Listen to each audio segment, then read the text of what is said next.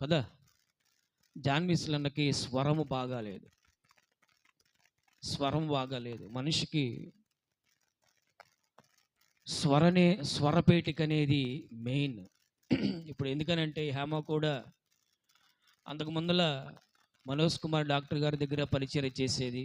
అప్పుడు ఆయన షుగర్ గురించి చెప్పేవారు. ఇప్పుడు ఈఎన్టీ గొంతుకి, ముక్కుకి, చెవులకు సంబంధించిన ఆయన డాక్టర్ గారు సందీప్ గారి దగ్గర చేస్తుంది కాబట్టి ఇప్పుడు అంటుంది, అయ్యా అంత సౌండ్ అంత ఇది పెట్టుకొని మనం ఆరాధన చేస్తున్నాం అంటే నేనేం సమాధానం చెప్పట్లా.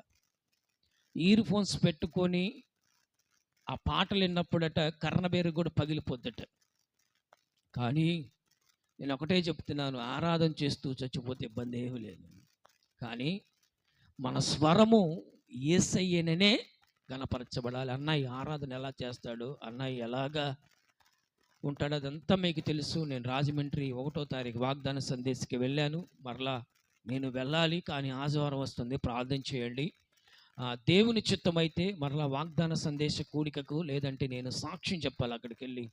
దేవుడు ఆ సాక్ష్యము ద్వారా అనేకమైన కార్యాలు మన మధ్యన జరిగించువాడై ఉన్నాడు. హల్లెలూయా, హల్లెలూయా. అక్కడున్నప్పుడే జరిగింది. కానీ నేను అక్కడికి వెళ్ళి చెప్పి వచ్చిన తర్వాత మన సంఘస్థులకు కూడా మరలా సాక్ష్యం చెబుతాను. అన్నయ్య స్వరము గురించి కూడా ప్రార్థన చేయండి. పోయిన సంవత్సరం కూడా ఇలాగే అన్నయ్య ఇది 16వ తారీఖు వార్షికోత్సవం జరిగింది. అంతకు ముందర కూడా వాయిస్తో చాలా ఇబ్బంది పడి ఉన్నారు.